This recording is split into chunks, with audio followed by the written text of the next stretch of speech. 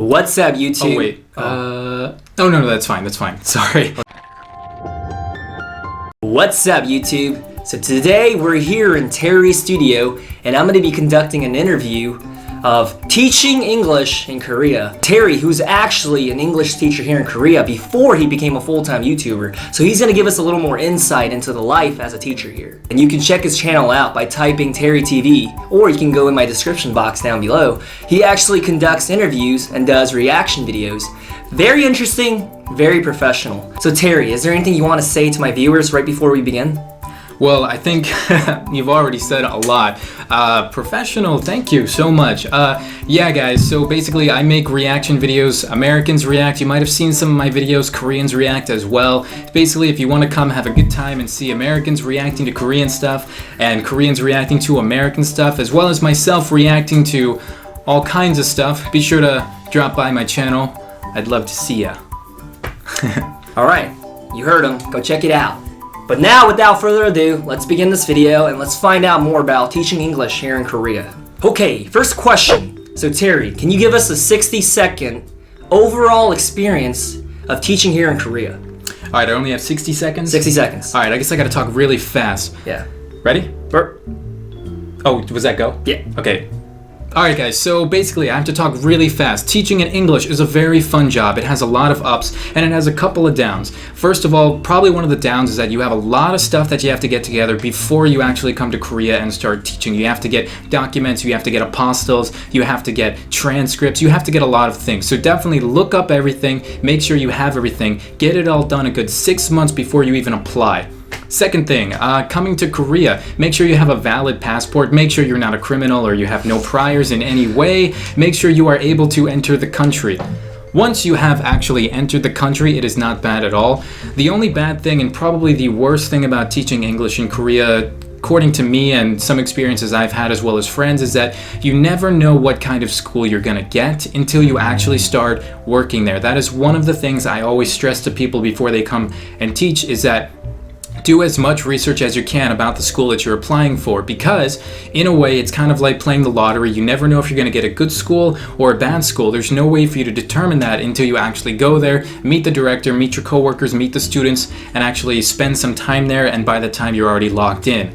But apart from all of the bad things aside, you can have a great time teaching English in Korea if you integrate well, if you take, a couple of minutes each day to learn a little bit of the language, try to actually go to meetups, go to language exchange, make some Korean friends, make some foreigner friends. Don't just stay in your house all the time and wait for one day to go by and just wait for your next paycheck.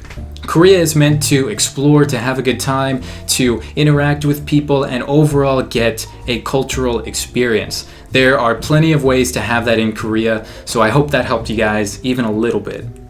Did I go over the time? Probably. Nah, he didn't. But it was a very well and detailed explanation, so thank you, Terry. Question number 2. What was your most memorable moment in the classroom? Oof. My most memorable moment? Right. Okay. There's a couple, but I guess I'll just put it down to like my last day teaching. So I started off doing YouTube, almost a year ago, and I kept it a secret from all of my students, until then. I didn't tell anybody I was doing YouTube. I didn't tell anybody I was making videos on the internet about Korean culture, but somehow, on my very last day of work, my director came up to me. She was really sad to see me go, and she asked me, "Terry, what are you going to be doing now that you're, not teaching anymore? You're going to Seoul." And I said, "Well, actually, I don't really tell anybody this, but I'm actually going to be doing YouTube full time, and I'm making YouTube videos." And she was like, "Oh, really? Wow. What's your channel name? Can I watch you?" I'm like, "Yeah, sure. It's TerryTV. Be sure to check it out. I just make silly videos if you really want to watch." But little did I know that one of my middle school student boys was actually listening to that whole conversation, and because he was a middle school boy, he understands Korean pretty well. He's one of the highest level people, and he actually went and told some girls, who went and told some other girls, who went and told some guys, who told everybody. And a couple hours later, as I was leaving and the bell rang and everybody was going home, all my students rush and be like, "Terry teacher, you are a YouTuber?" And I'm like, "Oh my god, how did you find out?" And he's like, "Oh, Hetty told me." I'm like, "Oh my gosh." Literally, everybody, all my students knew I was a YouTuber on the last day.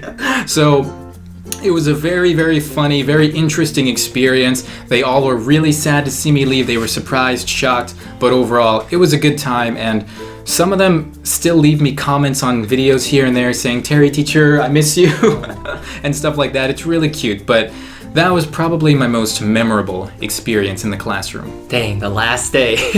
On the very last day, Right? they all found out. Question number 3. What is one thing about teaching, a downside of teaching that isn't very publicized? So give us behind the scenes kind of insight. Yeah, sure.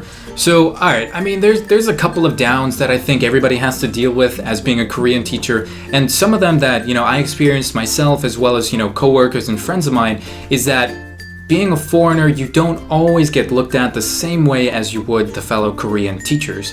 And in light of that, sometimes you will feel like you're getting treated a certain way because you are getting treated technically different than you are to the Korean teachers. For example, sometimes you will get like free food, and sometimes you won't. Versus sometimes Korean teachers will always get free food, and you won't, and you just won't. Sometimes you'll have what seems to be a lot of extra work, and the Korean teacher won't. Or sometimes you will think that Korean teachers or coworkers are talking about you behind your back. And sometimes they are, sometimes they aren't. So, it's all comes down to the fact that you are a foreigner in a foreign place, and you will never, be, one of them 100%. So that's something that you just have to come to terms with, I think, is that you are a foreigner and you just have to accept that and embrace it.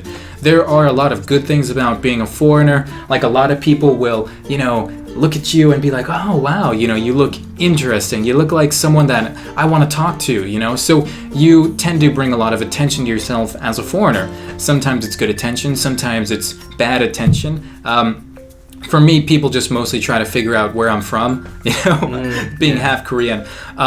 But yeah, teaching English in Korea, probably just one of the most interesting things, maybe one of the most annoying things, is just sometimes being treated and feeling like you're a little bit outcasted from the rest of the Korean population, as a foreigner.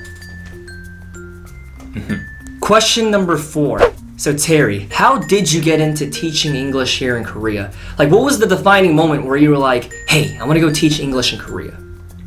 Yeah, well, I guess it started a while ago. I mean, I've been graduated from uni for, a couple years now, and when I was in, university, I knew that, coming into college, meeting a lot of international students, a lot of Korean students, and a lot of, just students from all over the place, I kind of opened up more to my Korean side. And it wasn't until college that this kind of started to happen, because in high school, I grew up in a more white neighborhood, more white population. There wasn't a lot of Asian people. I was one of like the 2% of the Asian kids in my high school, so I wasn't really exposed to it. Plus, my mother being Korean and my father being American, only growing up with half the culture, even just a quarter of the time, I didn't really have a lot of Korean stimuli coming in. So when I entered uni, I started thinking about, I really want to start getting to know my Korean side more, and I want to learn more about this. And it was when I was meeting Korean friends and making friends with other people that I realized, maybe I want to go visit Korea. Maybe if I really want to, invest and check out the culture and, learn the language a little bit, I should go to Korea. And then I started looking into these Teach English in Korea programs, and I got really excited. I was even thinking about taking like a year off from school and doing this like 1-year teaching program after my sophomore year, because they have there are some programs where you can teach English after 2 years of college, but most of them nowadays, I think that's discontinued. Most of them nowadays are after 4 years of college. So I ultimately decided not to do that, finish my degree first, and go to Korea afterwards. So I would say that it was definitely during my college years, I opened up more to my Korean side, and I definitely started gaining a lot more interest in Korean culture, and that's kind of when I started opening up about it and definitely decided that Korea is where I want to go. Yeah, that's a really good answer. I feel like, I was never a teacher here in Korea, but I feel like teaching here in Korea, especially when you're fresh out of college, it's a very good stepping stone. It's a good first job, to put on the resume. So Yeah. I think you made the right decision to learn about your I hope heritage. so. And yeah, now look at you. He's a superstar on YouTube. I don't know. Everything works out. Teach here in Korea and then become a superstar YouTuber like Terry. Who knows? It might happen to you too. Question number 5. So Terry, do you have to know the language? Like, is knowing Korean necessary to teach here in Korea? Like, are you fluent in Korean? Well, firstly, no, I don't think it's necessary to learn the language fluently. And secondly, no, I am not fluent in Korean. I wish I was, but I only heard Korean like probably 25% of my life growing up, so I never really learned it growing up. Most of the Korean that I know now was things that I self-taught myself, things I picked up through pen pals when I was in America in college, things I practiced with my Korean friends, and things that I picked up while I was in Korea here. So my Korean now is probably that of like an elementary schooler. It's good enough to get by. It's good enough to order things on the phone or something, but definitely not good enough to have a conversation about politics with anybody in Korean. But as far as learning Korean, if you really had to learn Korean fluently, I would have probably already learned it by now. So that just goes to show you that you don't have to learn the language fluently. Granted, you don't have to learn any Korean at all. You really don't have to, but it helps a lot. And when I say that, I mean a lot. If you learn even the most basic words, even the most basic numbers, because you are going to hear Korean every day while you're here, so you might as well invest a little bit and just pick up a couple of things here and there. Just like 5 minutes, 10 minutes a day even is good enough practice just so you can get that down. Yeah, that's a good answer. I feel like if your lack of knowledge of speaking Korean is the reason that's holding you back, because you're scared you won't be able to communicate with people, please do not hesitate to come to Korea. Like, you don't really need to know the language. Like, when I came here, I barely spoke Korean, and look at me. I survived, right? All right, so the last question. I know, I'm sorry, guys. All good things have to come to an end. So, Terry, is there any tips or recommendations you can give to anyone who wants to go in this path, teaching English here in Korea? Any last tips? Yeah, alright. So if you guys really want to come to Korea, you really want to study here, you really want to have a good experience, I would say a couple of tips that I think are crucial is A, make sure you get all of your documents together ahead of time. And when I say ahead of time, I mean like a good 6 months ahead of time, because it's going to take you that long at least to get all of your documents, officially sealed, apostilled, mailed, and waiting for things to get back. So definitely get all your documents taken care of a long time before you actually apply.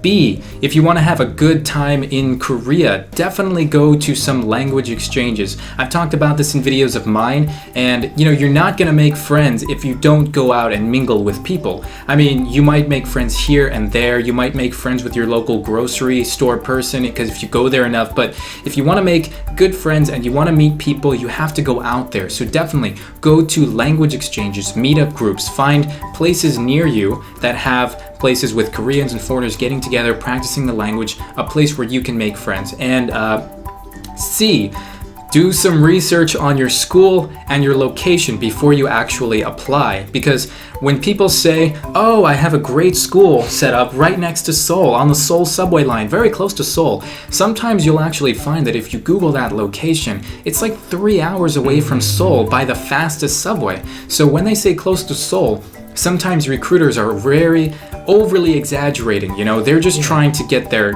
cut in a way. Not all of them are like that, but a good chunk of them are, so watch out for that. Do your research on the location, do your research on the school, make sure the school is, has a good review if anybody has reviewed it. A good website to check out your school if you want to check it out is Hagwon Blacklist or eslwatch.com, I think is their new website. Great place to check out different school reviews and ratings and overall find out if your school has been blacklisted or not. Wow, Terry, that was very helpful. Goodness gracious. Wow. I hope that helped some of you guys. Alright guys, well anyways, this wraps up this video, and I hope to see some of you guys come here as teachers and teach English. And hopefully I can meet you. Hit us up. In a meet and greet or something.